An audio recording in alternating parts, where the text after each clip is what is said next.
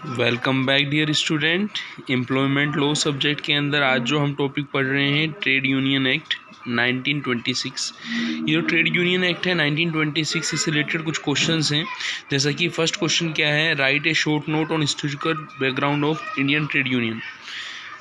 Second question है, define the trade union act, explain the procedure of registration of trade union and privilege of registration trade union. What are the object on which funds of trade union may be spend. तो most of जो question है trade union से related हैं। सबसे पहले मैं आपको यहाँ बता देता हूँ कि जो हम क्वेश्चन करेंगे, पहले हम क्वेश्चन का सेकंड पार्ट करेंगे, define the trade union act and explain the procedure. फिर उसके बाद उसका हिस्टोरिकल बैकग्राउंड और उसके जो जनरल फंड हैं हम उनको समझेंगे। तो सबसे पहले आपको ये समझना होगा कि जो ट्रेड यूनियन है वो है क्या, और at present trade union act जो है वो कहाँ कहाँ पर लागू है। सबसे पहले हम पढ़ रहे हैं object, to provide for the registration of the trade union, define law relating to registered trade union। कि जो ट्रेड यूनियन रजिस्टर्ड हैं ट्रेड यूनियन एक्ट के अंदर उनकी एप्लीकेबिलिटी कहाँ कहाँ होगी।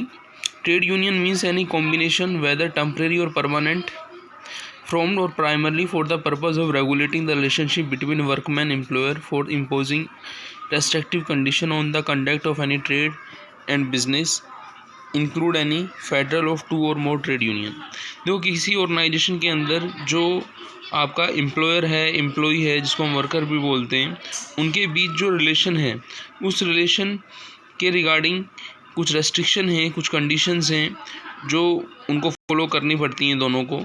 तो उनके कंडक्ट के रिगार्डिंग बिजनेस के अंदर क्या कंडक्ट उनको रखना है, कोड ऑफ कंडक्ट रखना है, तो उसको कंट्रोल करने के लिए ट्रेड यूनियन बनी है। डेफिनेशन की बात करें, it is a association either of employ और एम्प्लॉयर और independent worker. It is relatively permanent formation of worker, an organization of worker acting collectively who seek the protect and promote their mutual interest through collective bargaining. कि एक association होती है trade union, इसमें employer employ होते हैं और independent worker भी होते हैं, जिनका फॉर्मेशन किया जाता है ट्रेड यूनियन का। उनका पर्पज़ क्या रहता है, to seek the protect and promote their mutual interest. कि जो वर्कर हैं या ऑर्गेनाइजेशन उनके इंटरेस्ट को प्रोटेक्ट करना through collective bargaining. Mode of registration में हम आते हैं कि रजिस्ट्रेशन ऑफ ट्रेड यूनियन जो है कंपलसरी नहीं है। फिर भी ट्रेड यूनियन का आपको रजिस्ट्रेशन कराना है तो आपको मिनिमम 7 वर्कर या वर्कमैन होने चाहिए रजिस्ट्रेशन के लिए, ट्रेड यूनियन के लिए। यहाँ पे एक चीज़ और ध्यान रखनी है आपको कि जो ट्रेड यूनियन के अंदर जैसे वर्कर की हम बात करें तो रिक्वायरमेंट तो रहती है 10% रहती है, और मिनिमम जो है 7 वर्कर जरूरी हैं। The application of registration should be in a prescribe from and accompany with prescribed fees, a copy of rule of union sign by 7 at least member, statement containing.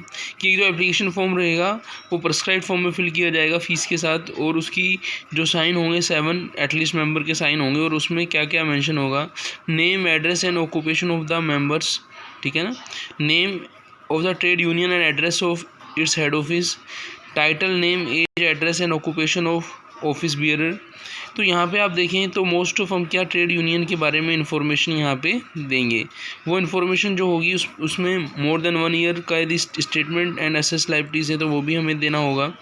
Register can ask for the further information, register check the all information is correct and complete, the proposed name does not resemble. कि कहने का मतलब ये है कि registrar क्या करेगा, कुछ और भी इन्फॉर्मेशन चाहिए होगी वो मांग सकता है, और यदि उसे लगता है कि ट्रेड यूनियन का जो नेम है, नेम उपयुक्त नहीं है, तो वो उसको करेक्शन के लिए भी बोल सकता है। और यदि इन सब चीज़ों के बाद रजिस्ट्रार जब सेटिस्फाइड हो सकता है तो वो इशू कर सकता है certificate of registration. When the register is satisfied he issue A certificate of registration. अब हमने पढ़ा कि ट्रेड यूनियन होता क्या है, उसके लिए मिनिमम कितने मेंबर का होना ज़रूरी है। अब हम ये पढ़ेंगे कि ट्रेड यूनियन की हिस्ट्री क्या है। इंडियन ट्रेड यूनियन एक्ट जो 1926 है उसकी यदि हिस्ट्री के अंदर चलें, the passing of Indian trade union act 1926 is important landmark in the history of the trade union movement in the country. कि इंडिया की हिस्ट्री में ये फर्स्ट एक्ट था जिसमें ट्रेड यूनियन की बात की गई। The trade union act generally enhance the status of trade union in the workman imagination and in the public minds. कि इस एक्ट के आने से पहले जो वर्कर का इमेजिनेशन था और जो पब्लिक्स के अंदर वर्कर के बारे में थॉट थी, इस एक्ट के आने के बाद वो चीज़ें क्या हो गई, चेंज हुई। तो कहने का मतलब ये है एक इम्पोर्टेंट माइलस्टोन रहा ये वर्कर के रिगार्डिंग। फिर हम बात करते हैं effect of first world war. जो effect of first world war हुआ था, the declaration of war in 1914 had much help in the growth of labour movement in India. कि जब फर्स्ट वर्ल्ड वार हुआ था उसके बाद ही लेबर मूवमेंट इंडिया में भी क्या हो गए थे, शुरू हो गए थे। The war and the consequent shortage of shipping facility led to restrict import of commodity. There was a considerable increase in the price of essential commodity like salt, cotton, cloth, kerosene, etc. The capitalists were making enormous profit and cost of living was steadily increasing and wages lagged behind. This economic situation create discontentment and class conscious among the worker. कि जो first world war हुआ था उसके बाद जो goods and services की बहुत कमी हो गई थी, इम्पोर्ट को बढ़ावा नहीं दिया जा सकता था क्योंकि महंगाई बहुत ज़्यादा थी। जो एसेंशियल कमोडिटी थी, सोल्ट, कॉटन, क्लॉथ, केरोसिन, उनके प्राइस भी बढ़ गए थे। इसके बावजूद भी वर्कर को सही पेमेंट नहीं मिल रहा था। The economic situation create discontentment and class consciousness among the worker. Their low standard of living was lower further. कि उनका जो लिविंग स्टैंडर्ड था वो दिन ब दिन क्या होता था और लो होता जा रहा था। The consequent distress of worker whose wage were not correctly correspondingly increases generated a series of strike waves in 1918 and 19 कि 1918 और 19 में मोस्ट ऑफ वर्कर ने क्या किया था, स्ट्राइक कर दी थी इस कारण से। तो आपने देखा कि ये एक बेस था किसके लिए, ट्रेड यूनियन के जन्म के लिए एक बेस था ये फर्स्ट वर्ल्ड वार। और हिस्ट्री में यदि हम चलें तो आपका जो बॉम्बे मिल हैंड एसोसिएशन थी, जिसका हमने पहले भी कई क्वेश्चंस में जिक्र किया है, वहाँ पे भी ये डिस्प्यूट्स के रिगार्डिंग कुछ संकेत मिले थे। The condition however is did not improve, therefore another representative was submit the government in 1890 reiterating the demand for 1840 and was signed about 17,000 worker. In the same year the Bombay Hand Mills was established under the presidency of Lokhande. जो mister Lokhande थे वो मुख्य जो president थे, उनकी मार्गदर्शन में ही जो वर्कर थे उन्होंने साइन किया था ये जो ट्रेड यूनियन का एग्रीमेंट था कि लेबर्स की कंडीशन को इम्प्रूव करने के लिए। इससे पहले जो आपका फैक्ट्री एक्ट था, फैक्ट्री एक्ट में बहुत सारी बातें वर्कर के लिए रखी गई थी, लेकिन उनमें अमेंडमेंट की ज़रूरत थी। तो इसी ट्रेड यूनियन एक्ट के कारण ही जो है आपका फैक्ट्री एक्ट में भी कुछ अमेंडमेंट किए गए।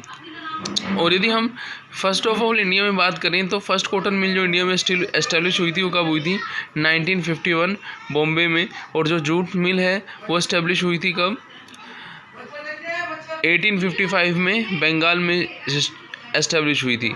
तो कहने का मतलब ये हुआ कि जो लैंडमार्क रहा है ट्रेड यूनियन के अंदर वो प्रोफेसर एस.एन. ध्यानी जो हैं, उन्होंने 1875 में in the history of trade union movement उन्होंने लोगों को इस चीज़ के बारे में अवेयर किया था कि हमें वर्कर के लिए एक यूनियन बनानी चाहिए जो उनके हितों को ध्यान रखे। तो इस पार्ट में हमने history of trade union movement को देखा, जो फर्स्ट पार्ट था। सेकंड पार्ट हमने पहले पढ़ ही लिया था कि ट्रेड यूनियन होता क्या है। अब हम थर्ड पार्ट में चलते हैं कि क्या प्रोसीजर है रजिस्ट्रेशन ऑफ ट्रेड यूनियन का। तो ट्रेड यूनियन का यदि आपको रजिस्ट्रेशन कराना है तो उसके लिए तो मिनिमम मेंबर्स जो हैं वो साइन करेंगे, फॉर्म भरेंगे। इसके अलावा उन्हें क्या करना होगा, उन चीज़ों को हम यहाँ पर डिस्कस करेंगे।